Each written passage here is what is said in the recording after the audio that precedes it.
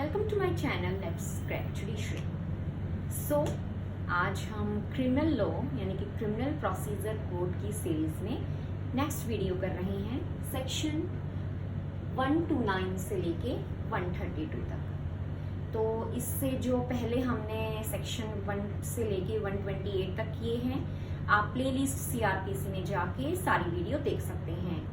सो आगे बढ़ते हैं सेक्शन 129 से लेके 132 की तरफ। चैप्टर 10 जो है वो रिलेटेड है अनलॉफुल असेंबली से। ये कीवर्ड है इसका, ये ध्यान रखिएगा। यानी कि कहीं पे भी अनलॉफुल असेंबली है, डिस्टर्ब करते हैं पब्लिक पीस को या 5 से ज्यादा बंदे, या अनलॉफुल असेंबली जो IPC में है सेक्शन 141 में वो डिफाइंड है, तो वो अनलॉफुल असेंबली अगर है तो उसे किस तरह से डिस्पर्स किया जाएगा, ये सब इस चैप्टर में है। तो इसमें हम ए पार्ट करेंगे, अनलॉफुल असेंबलीज को समझेंगे, और इसके लिए हम है सेक्शन 129 से लेके 132 तक। सो स्टार्ट करते हैं सेक्शन 129 से। सेक्शन 129 कहता है dispersal of assembly by use of civil force. देखिए, सिविल फोर्स की मदद से किसी भी असेंबली को डिस्पर्स कर देना, इसका ये मतलब है। आगे पढ़ते हैं। सबसेक्शन 1 में पावर दी गई है किसे? एग्जीक्यूटिव मजिस्ट्रेट और ऑफिसर इंचार्ज को। इन दोनों को ये पावर मिली हुई है कि कहीं पे भी अगर अनलॉफुल असेंबली है या कोई असेंबली है 5 से ज्यादा पर्सन की जो डिस्टर्ब कर सकते हैं पब्लिक पीस को, उन्हें क्या टू डिस्पर्स, उन्हें क्या ऑर्डर दिया जाएगा? टू डिस्पर्स होने का। ठीक है, तो सबसेक्शन 1 में ये ड्यूटी कही गई है कि ये पावर उनकी कि जो भी एग्जीक्यूटिव मजिस्ट्रेट और ऑफिसर इंचार्ज हैं वो डिस्पर्स कर सकते हैं। And it shall thereupon be duty of the members, और ड्यूटी किसकी? जो मेंबर्स हैं असेंबली के वो डिस्पर्स हो जाएं, उनकी ड्यूटी है। तो पावर और ड्यूटी की बात की गई है। अब अगर ना डिस्पर्स हुए तो अब आता है subsection 2, if not disperse then use of force. अगर नहीं होते हैं, एक कहानी की तरह याद कीजिएगा, यानी कि ऑर्डर दिया कि आप डिस्पर्स हो जाइए, ऐसे फैल जाइए, अपने अपने काम में चले जाइए, या ऐसे मत बैठिए, या आप कुछ भी गड़बड़ कर सकते हैं। कहानी की तरह मैं आपको बता रही हूँ, लीगल टर्म की तरह नहीं। अब उनकी ड्यूटी है कि आपको बोल रहे हैं तो आप चले जाएं, लेकिन आप नहीं जाते हैं, सबसेक्शन 2 आ गया, तो वहां पे क्या होगा? Use of force. जो पावर है जिसके पास, वो फोर्स यूज करेगी, डंडे वंडे बरसाएगी, थप्पड़ लात मुंह से मारेगी कि भाई आपको कहा गया था और आप हुए नहीं, आपकी ड्यूटी बनती थी, आप हुए नहीं, तो आपको हम अरेस्ट और कन्फाइन भी कर सकते हैं। ये पावर हमें क्रिमिनल प्रोसीजर कोड देता है। तो if not disperse then use of force, arrest and confine, ये पावर है किनकी? एग्जीक्यूटिव मजिस्ट्रेट या पुलिस ऑफिसर इंचार्ज की। तो सबसेक्शन 2 में ये बात दी गई है। इस चार्ट का मैं थंबनेल में दे दूंगी, आप इसको क्विक रिवीजन के लिए रेफर कर सकते हैं, या मैं अपने इंस्टाग्राम पेज पे भी इसका फोटो डाल दूंगी। इससे क्या होता है कि जब आप प्रीलिम देते हैं उससे 1-2 दिन पहले जब आप रिवाइज करते हैं तो आप पूरा बेरक नहीं कर सकते, तो आप इस तरह के शॉर्ट नोट्स बना के, पूरी लाइन ना लिख के, कीवर्ड्स डाल के याद कर सकते हैं। आगे चलते हैं सेक्शन 130। अब इसको कहानी की तरह ही मैं बताऊंगी और लीगल टर्म्स में भी।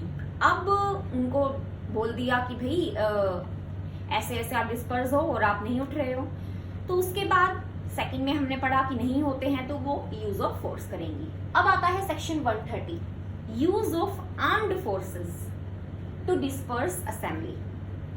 अब एग्जीक्यूटिव मजिस्ट्रेट और पुलिस जो है उनके हाथ की ये बात ही नहीं है, तो वो आर्म्ड फोर्सेस को बुलाएंगी कि देखिए ये ऐसे ऐसे असेंबली है जो अनलॉफुल असेंबली है, ये डिस्टर्ब कर सकते हैं पब्लिक पीस को, इसीलिए आप अपने हिसाब से काम करिए। वो इस तरह से उनको ऑर्डर देंगे। लीगल टर्म में क्या लिखा गया देखिए, if any such assembly cannot be otherwise dispersed, otherwise मतलब जो ऊपर सेकंड में है पावर ड्यूटी वो नहीं फॉलो हुई, अगर वो तब भी डिस्पर्स नहीं होती है और नेसेसरी है पब्लिक सिक्योरिटी के लिए, ये कीवर्ड है ध्यान रखिएगा, पब्लिक सिक्योरिटी के लिए जरूरी है कि वो डिस्पर्स होने चाहिए, it should be dispersed, then executive magistrate of the highest rank who is present may cause it to be dispersed by armed forces।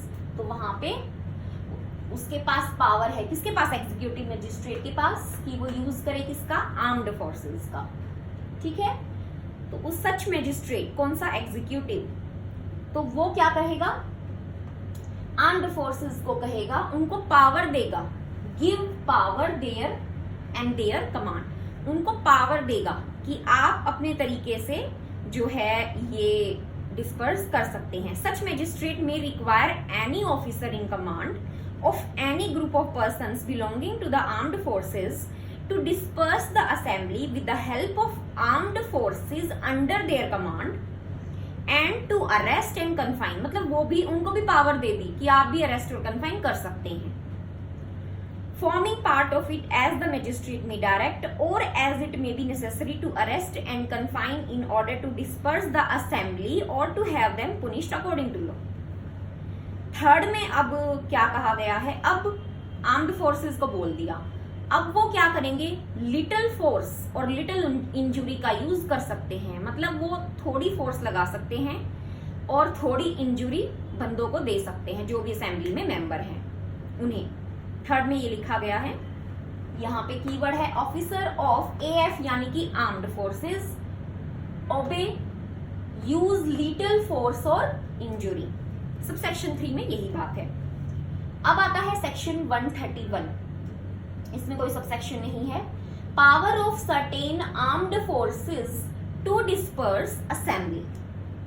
अब इसमें क्या कहता है देखिए, सपोज कीजिए जो आर्म्ड फोर्सेस का ऑफिसर है वो एग्जीक्यूटिव मजिस्ट्रेट को कम्युनिकेट नहीं कर पा रहा है कि हम क्या करें, और ज्यादा ही जो असेंबली है वो डिस्टर्ब कर रही है, पब्लिक सिक्योरिटी जो है वो अफेक्ट हो रही है, तो वो वहां पे क्या करेगा, इस सेक्शन में ये बात की गई है।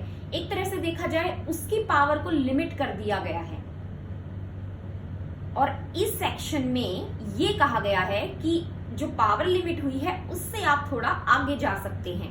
किस केस में, when executive magistrate cannot be communicated, when the public security is manifestly endangered by any such assembly and no executive magistrate can be communicated, any commissioned और गजेटेड ऑफिसर, ये दो वर्ड ध्यान रखिएगा, officer होना चाहिए, commissioned और gazetted, of the armed forces may disperse such assembly with the help of armed forces under his command and may arrest and confine such persons forming part of it in order to disperse such assembly or that may be punished accordingly।